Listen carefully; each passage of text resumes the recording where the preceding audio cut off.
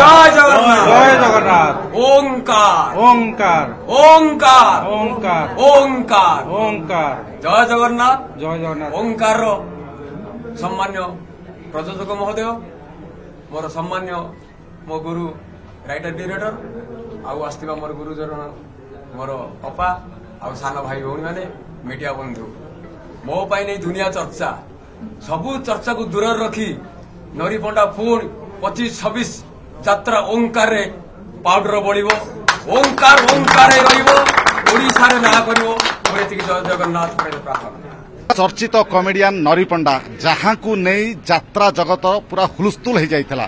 ଅଭିଯୋଗ ଥିଲା ଯେ ତୁଳସୀ ଗଣନାଟ୍ୟର ମାଲିକ ଅନନ୍ତ ନାରାୟଣ ଧଳ ଓରଫ ନାଣ୍ଡୁ ଧଳ ତାଙ୍କୁ ମାଡ଼ ମାରିଥିଲେ। ଏ ସମ୍ପର୍କରେ ବାଲିଚନ୍ଦ୍ରପୁର ଥାନାରେ ଅଭିଯୋଗ ମଧ୍ୟ ହୋଇଥିଲା।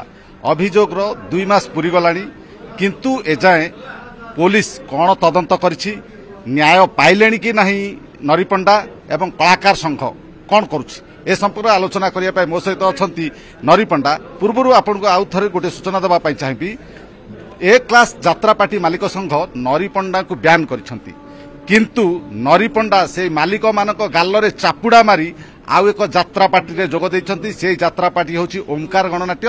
ସେ ଓମକାର ଗଣନାଟ୍ୟରେ ଆଜି ବିଧିବଦ୍ଧ ଭାବରେ ଯୋଗ ଦେବା ସହିତ ଆସନ୍ତା ଯାତ୍ରା ଋତୁରେ 2025-26ରେ ଦର୍ଶକ ନରିପଣ୍ଡାକୁ ଦେଖିବେ ଓମକାର ଗଣନାଟ୍ୟରେ। ନନା କ'ଣ କହିବେ? ଜୟ ଜଗନ୍ନାଥ। ମିଡିଆ ଭାଇମାନଙ୍କୁ ମୋର ସ୍ୱାଗତ, ଦର୍ଶକ ବନ୍ଧୁମାନଙ୍କୁ ମୋର ସମସ୍ତଙ୍କୁ ଭଲ ପାଇବା। ଆପଣମାନେ ଯେଉଁ କଥା ପଚାରିଲେ, ବିଗତ 2 ମାସ ହେଇଗଲାଣି ମୋର କେସ୍ ଚାଲିଛି, ଏପର୍ଯ୍ୟନ୍ତ କୌଣସି ତଥ୍ୟ ମୁଁ ପାଉନାହିଁ। ମୁଁ 2-3 ଥର ବି ଆଇଏସ୍ଆର୍ଙ୍କ ସାଥିରେ କଥା ହେଲିଣି, ଥରେ ଯାଇ ସାକ୍ଷାତ କରିକି ଆସିଥିଲି। ଆଉ କେତେ ଦିନ ସମୟ ଲାଗୁଛି ମୁଁ ସେଇଟା ଖାଲି ଅପେକ୍ଷା କରୁଛି। ୟା ଭିତରେ 2 ମାସ ଗଡ଼ିଗଲାଣି। ଯାତ୍ରା ଆଉ 10-15 ଦିନ ପରେ ଛୁଟି ହେବ। ଯାତ୍ରା ମହାସଂଘଙ୍କର ଯେଉଁ ବ୍ୟାନ୍ ମୋ ଉପରେ ଲଗେଇଛନ୍ତି ତାକୁ ମୁଁ ସମ୍ମାନ ଦେଇ ତାଙ୍କ ମାଲିକ ସଂଘରେ ନ ରହି ଅନ୍ୟ ପାର୍ଟି ଗଢ଼ି ଉଠିଥିବା ଓଙ୍କାର ମୋତେ ସୁଯୋଗ ଦେଇଛନ୍ତି। ଯେଉଁ ନିଷ୍ପତ୍ତି ନେଇଥିଲି ଯେ ଯାତ୍ରା କରିବି ନାହିଁ, ଏ ମୋର ମନୋବୃତ୍ତି ରହିଲା ଯେ ତାଙ୍କ ଅନୁଷ୍ଠାନରେ ମୁଁ କୌଣସି ପାଉଡର ମାରିବି ନାହିଁ କି ମାଲିକ ମହାସଂଘକୁ ଯିବି ନାହିଁ। ତାଙ୍କ ବ୍ୟାନ୍ ମୋ ଉପରେ ରହୁ, ମୁଁ ବି ସମ୍ମାନ ଦେଉଛି। ଆପଣଙ୍କ ମାଲିକମାନେ ବ୍ୟାନ୍ କରିଥିଲେ, ଆପଣ ମଧ୍ୟ ମାଲିକମାନଙ୍କୁ ବ୍ୟାନ୍ କରିଛନ୍ତି? ମୁଁ କହିଛି ଯେପର୍ଯ୍ୟନ୍ତ ମୋତେ ନ୍ୟାୟ ନ ମିଳିଛି ମୁଁ ସେମାନଙ୍କ ବାଟରେ ରହିବି ନାହିଁ। ଆଉ ତ ନ୍ୟାୟ ବାଟରେ ଅଛି, ଦେଖାଯାଉ କେବେ ସମାଧାନ ହେଉଛି। ସେ ପର୍ଯ୍ୟନ୍ତ ମୋତେ ଯେକୌଣସି ପାର୍ଟି ମିଳିଛି ମୁଁ ସେହି ପାର୍ଟିକି ବଡ଼ ମନେ କରି ଆଜି ବହୁତ ମନ ଖୁସିରେ ମୁଁ ରହିଛି। ଆଜି ଆପଣ ବିଧିବଦ୍ଧ ଭାବରେ ଓମକାର ଗଣନାଟ୍ୟରେ ଯୋଗ ଦେଲେ। 2025-26ରେ ଆପଣଙ୍କର ଯେଉଁ ସମର୍ଥକ ପ୍ରଶଂସକ ଦର୍ଶକମାନେ ଆପଣଙ୍କୁ ଦେଖିବେ? ଆଜ୍ଞା, ମାନେ ଏ କଥା ପ୍ରାୟ 7-8 ଦିନ ହେଲା ଡିକ୍ଲାର ହେଲାଣି ଯେ ବହୁତ ପ୍ରଶଂସକ ମୋତେ ଭଲ ପାଇବା ତାଙ୍କ ଭିତରେ ଅଛି। ସେମାନେ ବି ଚାହୁଁଛନ୍ତି ନରିନାଥକୁ ପୁଣି ପେଣ୍ଡାଲକୁ ଚଢ଼, କିନ୍ତୁ କୌଣସି ମାଲିକ ସଂଘରେ ଅଭିନୟ କରେ ନାହିଁ। ତେଣୁ ତାଙ୍କ ସମ୍ମାନ ଦେଇ, ସେମାନେ ଯେଉଁ ବ୍ୟାନ୍ କରିছে ତାଙ୍କୁ ସମ୍ମାନ ଦେଇ ମୁଁ ମୋର ଦର୍ଶକଙ୍କୁ ଭଲ ପାଇବାକୁ ରଖି ମୁଁ ମୋର ଅଭିନୟ ପୁଣି ଜାରି କରିବି। ନରିବାବୁ, ଆପଣ ଯେତେବେଳେ ତୁଳସୀ ଗଣନାଟ୍ୟ ମାଲିକ ନାଣ୍ଡୁ ଧଳ ଓରଫ ଅନନ୍ତ ନାରାୟଣ ଧଳଙ୍କ ବିରୁଦ୍ଧରେ ଅଭିଯୋଗ ଆଣିଥିଲେ, ସେତେବେଳେ ଆପଣଙ୍କ ବିପକ୍ଷରେ ମାମୁନି ଷଡ଼ଙ୍ଗୀ ସେ ପ୍ରତିକ୍ରିୟା ଦେଉଥିଲେ।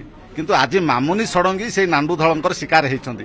ସେ ନିର୍ଯାତିତ ହୋଇଛନ୍ତି, ତାଙ୍କୁ ଲୋକ ଲଗେଇ ବାଡ଼େଇଛନ୍ତି, ବିଭିନ୍ନ ଧମକ ଚମକ ମଧ୍ୟ ଦେଇଛନ୍ତି। ସିଏ ଏବେ ଅଭିଯୋଗ ଆଣିଛନ୍ତି। ଆଜ୍ଞା ଦେଖନ୍ତୁ, ମାମୁନି ତ ବହୁତ ଦିନ ସେଠି ରହିଲାଣି, ମୋ ଅପେକ୍ଷା ତାଙ୍କ ବିଷୟରେ ସେ ବେଶୀ ଜାଣିଥିବେ। ମୁଁ ଯେତିକି ଜାଣିଛି, ମୋ ପ୍ରତି ଯାହା ହେଇଗଲା ମୁଁ ଆପଣଙ୍କୁ ସମସ୍ତଙ୍କୁ ବିବରଣୀ ଜଣେଇଛି। ଆଉ ମାମୁନି କିଛି ଦିନ ତଳେ କହୁଥିଲେ, ଏଇ ମୁଁ ଶୁଣିବାକୁ ଚାହୁଁଛି ଚ୍ୟାନେଲ ମାଧ୍ୟମରେ, ତାଙ୍କ ମାଲିକ ତାଙ୍କୁ ଜବରଦସ୍ତ କରାହେଇଥିଲା ଏହା କହିବା ପାଇଁ। ଆଉ କାଚ କ'ଣ ଥିଲା କ'ଣ ନାହିଁ ସବୁ ତ ବିବରଣୀ ମାମୁନି କହିଛି। ତେଣୁ ମୋ ଅପେକ୍ଷା ସେ ବେଶୀ ଭଲ ଭାବରେ ଆମର ବାବୁଙ୍କୁ, ତାଙ୍କ ବାବୁଙ୍କୁ ସେ ଜାଣିଥିବେ। ଆପଣ ନାଣ୍ଡୁ ଧଳଙ୍କଠୁ ଧମକ ପାଇଲେ, ମାଡ଼ ଖାଇଲେ, ମାମୁନି ମଧ୍ୟ ସେଇ ଅଭିଯୋଗ ଆଣିଲେ, ସେ ଲୋକ ଲଗେଇ ବାଡ଼ଉଛନ୍ତି, ମାରୁଛନ୍ତି। ଏମିତି ତୁଳସୀ ଗଣନାଟ୍ୟ, ଅଶୋକ ସମ୍ରାଟ, ପୃଥ୍ୱୀରାଜ ଗଣନାଟ୍ୟ ଯେତେ ଅଛି ତାଙ୍କର ମାଲିକରେ ସବୁ କଳାକାର ଏମିତି ନିର୍ଯାତିତ ହେଇକି ଅଛନ୍ତି ନାଣ୍ଡୁବାବୁଙ୍କ ପାଖରେ। ମୁଁ ତ ଭାବୁଥିବି ପ୍ରାୟ ସେଇଆ, ତେଣୁ କିଏ କ'ଣ କାହା କଥା ମୁଁ ଜାଣିନି। ଆଗକୁ ଏମିତି ନାଣ୍ଡୁବାବୁଙ୍କ ନାଁରେ ଅନେକ ଅଭିଯୋଗ ଆସିବ, ସମୟ ଅଛି। ନିଶ୍ଚିତ ସତ୍ୟ ଯୋଡ଼ା ପଦାକୁ ଆସିବ। ଯେହେତୁ ଆଜ୍ଞା ନରିପଣ୍ଡା ମୁହଁ ଖୋଲିଛି, ଏପର୍ଯ୍ୟନ୍ତ ମୋ ମନର ଭୟ ଅଛି, ମୋତେ ବି ଭୟ ଦିଆହେଇଛି। ସବୁ ମୁଁ ଜଗନ୍ନାଥ ଉପରେ ହାତ ଟେକି ଦେଇ ମୋ ବାଟରେ ମୁଁ ଚାଲିଛି। ଯେତେବେଳେ ମରିବାର ଥିବ ମୁଁ ମରିବାକୁ ପ୍ରସ୍ତୁତ ଅଛି ଆଉ ମୁଁ ମରିଗଲା ପରେ ମୋର କିଛି କ୍ଷତି ହେଇଗଲେ ଓଡ଼ିଶାର ଦର୍ଶକ ଯଦି ଜନସାଧାରଣକୁ ସମ୍ଭାଳି ପାରିବେନି ସେତେବେଳେ କେଉଁ ଆଇନ ସମ୍ଭାଳି ପାରିବନି କି କେଉଁ ଯାତ୍ରାପାର୍ଟି ମାଲିକ ସମ୍ଭାଳି ପାରିବେନି ମୋର କ୍ଷତି ହେଲା ପର୍ଯ୍ୟନ୍ତ ମୁଁ ଲାଗିଛି। ନାଣ୍ଡୁ ଦଳଙ୍କ ବିରୁଦ୍ଧରେ ସରକାର ପୁଲିସ ପ୍ରଶାସନ କିଛି କାର୍ଯ୍ୟାନୁଷ୍ଠାନ ଗ୍ରହଣ କରିବେ ବା କରୁଛନ୍ତି ବୋଲି ଆପଣଙ୍କୁ ମନେ ହେଉଛି? ଦେଖନ୍ତୁ ଆଜ୍ଞା ସିଏ ଯେତେବେଳେ କହିଛନ୍ତି ଆଗରୁ ମୁଁ ବାଇକ୍ରେ କହିଛି ଯେ ତାଙ୍କ ଅତୀତର ସେ କେଉଁ ଟାଇପ୍ର ଜେଲ୍ ଯାଇଥିଲେ ଆଉ କେତେ ପୋଲିସ ଗାଡ଼ି କ'ଣ ପୋଡ଼ି ଦେଇଛନ୍ତି ମୋତେ ଧମକ ଦେଇଥିଲେ ମୁଁ କହିଥିଲି ଆଉ କେତେ କେସ୍ ବି ସେ ମୁଣ୍ଡେଇଛି ଆମ ଜୀବନ ତ ମୁଁ ଥାନା ମାଡ଼ି ନଥିଲି ଏଇଟା ଫାର୍ଷ୍ଟ ଟାଇମ୍ ମୋର ଥାନା ସାର୍ଙ୍କ ସାଙ୍ଗରେ ବହୁତ ସାର୍ଙ୍କ ସାଙ୍ଗରେ ସମ୍ପର୍କ ଅଛି ଆଉ କିନ୍ତୁ ମୋର କେସ୍ ବାସ ହେବାଟା ଏଇଟା ଫାର୍ଷ୍ଟ ମୁଁ ଥାନା କ'ଣ ଜାଣିନଥିଲି ସେ ତ ବହୁତ ଥର ଥାନାକୁ ଯାଇଥିଲି ସେ ଜାଣିଥିବେ ତାଙ୍କ କଥା। ନରିବାବୁ ଗୋଟିଏ କଥା ପଚାରିବି ଛୋଟିଆ କଥାଟେ କିନ୍ତୁ ମନ ଦୁଃଖ କରିବେ ନାହିଁ ଆପଣ ଯୋଉ ଏ କ୍ଲାସ ପାର୍ଟିରେ ଯେତିକି ଟଙ୍କା ପାଉଥିଲେ ଓମକାର ଗଣନାଟ୍ୟରେ ଯେହେତୁ ସେତିକି ପ୍ରାପ୍ୟ ପାଇବେ ବୋଲି ଆଶା? ଦେଖନ୍ତୁ ଆଜ୍ଞା କଳାକାରର ମୂଲ୍ୟାୟନ କିଛି ନଥାଏ ଯେ ନାଣ୍ଡବାବୁ ବିଗତ ଦିନ କହିଲେ କୌଣସି ମାଲିକ ତାଙ୍କୁ 4 ଲକ୍ଷ ବଢ଼େଇ ଦେଲା ସେ ମୋତେ ମନା କରିବାକୁ ଆସିଥିଲେ ତାଙ୍କର ତ ସବୁ ମାଲିକ ବସିଥିଲେ କେଉଁ ମାଲିକ ମୋତେ ଟଙ୍କା ବଢ଼େଇଥିଲା କେହି ବଢ଼େଇ ନାହାନ୍ତି ନିଜକୁ ଦୋଷକୁ ଫାଙ୍କିବା ପାଇଁ ଚାଲିଥିଲେ ମୁଁ ବର୍ତ୍ତମାନ ମୁଁ ଯେଉଁ ପାର୍ଟିର ମୋତେ ସୁଯୋଗ ଦେଇଛନ୍ତି ଦରମା କମିଯାଉ ତ ବଢ଼ିଯାଉ କିନ୍ତୁ ପାଉଡର ମାରିବା ସେ ସୁଯୋଗ ଦେଇଛନ୍ତି। ଆପଣଙ୍କର ଏବେ ବି ବିଶ୍ୱାସ ଅଛି ଆପଣଙ୍କୁ ନ୍ୟାୟ ମିଳିବ ନାଣ୍ଡୁ ଧଳଙ୍କ ବିରୁଦ୍ଧରେ କାର୍ଯ୍ୟାନୁଷ୍ଠାନ ହେବ? ନିଶ୍ଚିତ ହବ ପବ୍ଲିକ ସମ୍ଭାଳି ପାରିବେନି ସତ ମିଛ କ'ଣ ପବ୍ଲିକ ସବୁ ଜାଣିଗଲେଣି ଆଉ ଯେତେ ମିଛଟାକୁ ସତ କହିଲେ ସତଟା ମିଛ କହିଲେ କ'ଣ ଆଉ କ'ଣ ଜାଣିପାରିବେନି କିଏ ମିଛ କହୁଛି କିଏ ସତ କହୁଛି କିଏ କେସ୍ ଚାପୁଛି କିଏ କ'ଣ କରୁଛି କ'ଣ ହେଉଛି ସବୁ ଲୋକ ଜାଣିଗଲେଣି ବାରମ୍ବାର ପଚାରୁଛନ୍ତି ସମୟ ହେଲେ ଦର୍ଶକ ବାହାରିବେ ଯେତେବେଳେ କେହି ଫୁର୍ସି ଦେବେନି ସବୁ କଳାକାର। ଆପଣ ମାମୁନି ଷଡ଼ଙ୍ଗୀଙ୍କ ସହିତ ଅଛନ୍ତି? ଆଜ୍ଞା ଆପଣ ମାମୁନି ଷଡ଼ଙ୍ଗୀ ଯେହେତୁ ଅଭିଯୋଗ ଆଣିଛନ୍ତି ନାଣ୍ଡୁ ଧଳଙ୍କ ବିପକ୍ଷରେ ଯେ ତାଙ୍କୁ ନିର୍ଯାତନା ଦେଉଛନ୍ତି ଗୋଟେ ମିନିଟ୍ ନାଣ୍ଡୁ ଦଳଙ୍କ ବିରୁଦ୍ଧରେ ଯେଉଁ ମାମୁନି ଷଡ଼ଙ୍ଗୀ ଅଭିଯୋଗ ଆଣିଲେ ତାଙ୍କୁ ବାଡ଼େଇବେ ମାରିବା ପଇସା ଦେଉନାହାନ୍ତି ଯେଉଁ ଧମକ ଦେଇଛନ୍ତି ମାରିଦେବେ ଗାଡ଼ି ପୋଡ଼ିଦେବେ ବିଭିନ୍ନ ଆଲିଗେସନ୍ ଆଣିଛନ୍ତି ଆପଣ ମାମୁନି ଷଡ଼ଙ୍ଗୀ ସହିତ ଅଛନ୍ତି ନା ମାଲିକ ପକ୍ଷରେ ଅଛନ୍ତି? ମୁଁ ଆଜ୍ଞା କାହା ସପକ୍ଷରେ ନାହିଁ ମୋ ଉପରେ ଯୋଉଟା ଘଟିଯାଇଛି ମୁଁ ସେଇଟା କହୁଛି ଆଉ ତାଙ୍କ ଉପରେ ଘଟିଯାଉଛି କ'ଣ ସିଏ କହିଛନ୍ତି ଆଜ୍ଞା ମୋ ମାଲିକକୁ ଭଲ ପାଏ ସମସ୍ତଙ୍କୁ ସମ୍ମାନ ଦିଏ ଯେତିକି ଯିଏ ସମ୍ମାନ ପାଇବା କଥା ଦିଆଯିବ। ମାମୁନି ଷଡ଼ଙ୍ଗୀ ନ୍ୟାୟ ପାଇବେ? ମୋର ତ ଏତେ ଦିନ ଗଲା ମୁଁ ତ ପାଇନି ଦେଖାଯାଉ ତା କେତେ ଦିନ ଯାଉଛି କୋଉ ଦିନ କେବେ ପାଉଛି ସିଏ। ଯେତେ ମାଲିକ ମାନେ ଅଛନ୍ତି ସେମାନେ ମୁହଁ ଖୋଲୁନାହାନ୍ତି ନାଣ୍ଡୁ ଧଳ ଗୋଟାଏ ପରେ ଗୋଟାଏ ନାଣ୍ଡୁ ଧଳଙ୍କ ବିରୁଦ୍ଧରେ ଅଭିଯୋଗ ଆସୁଛି କିନ୍ତୁ ମାଲିକ ଯାତ୍ରା ମାଲିକ ସଂଘ ବୋଲି ଯାହାକୁ କହୁଛନ୍ତି ତାଙ୍କ ସଂଘର କୌଣସି କର୍ମକର୍ତ୍ତା ମୁହଁ ଖୋଲୁନାହାନ୍ତି କାହିଁକି ନାଣ୍ଡୁ ଧଳକୁ ସମସ୍ତେ କ'ଣ ଡରୁଛନ୍ତି? ସେଇଟା ମୁଁ କେମିତି କହିବି ଆଜ୍ଞା ସେଇଟା ମୋତେ ପଚାରିଲେ ସେ ପ୍ରଶ୍ନର ଉତ୍ତର ଦେଇପାରିବିନି ମୁଁ ସେ ପ୍ରଶ୍ନର ଉତ୍ତର ଦେଇପାରିବିନି।